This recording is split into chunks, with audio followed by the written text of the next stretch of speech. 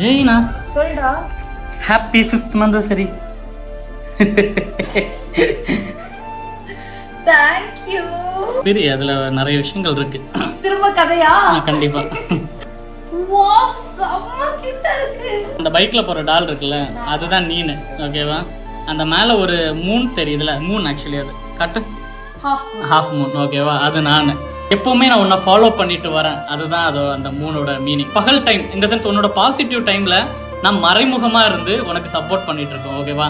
But அதுவே நெகட்டிவா இருக்கிற டைம்ல உனக்கு நான் ஒரு நிலா வெளிச்சமா வந்து உனக்கு இருக்கிற நெகட்டிவ்ஸ் எல்லாத்தையுமே போக்கிட்டு வாழ்க்கை ஃபுல்லா உனக்கு கூடவே டிராவல் பண்றேன். இன்னொரு சந்தேகம். ஓகே, நிலா வந்து எல்லாருக்கும் தானே வெளிச்சம் கொடுக்குது.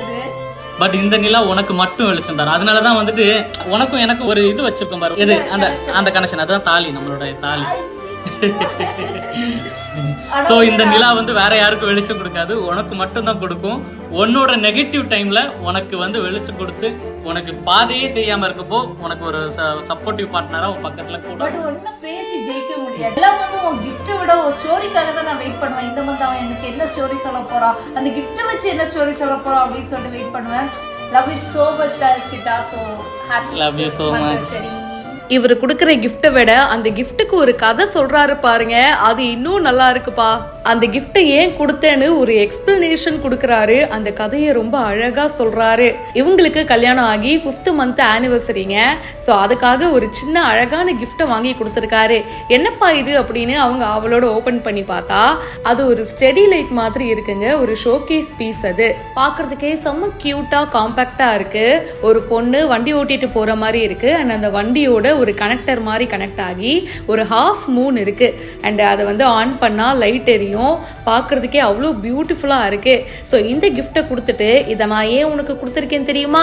உன்னோட பாசிட்டிவ் டைம்ல நான் எப்பவுமே ஒரு மறைமுகமாக இருந்து உனக்கு சப்போர்ட் பண்ணுவேன். அதே உனக்கு நெகட்டிவிட்டி ஜாஸ்தி ஆயிடுச்சுன்னா நான் அந்த நிலவொளி வெளிச்சமா இருந்து உனக்கு எப்பவுமே அந்த பாசிட்டிவிட்டியை கொடுத்துக்கிட்டே இருப்போமா.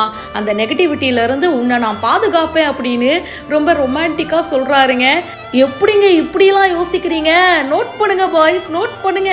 பேசியே அவங்களுடைய மனசுல நீங்காத இடத்த பிடிச்சிட்டாருப்பா விஜே ஜெயினா அப்படின்னு சொல்லிட்டு.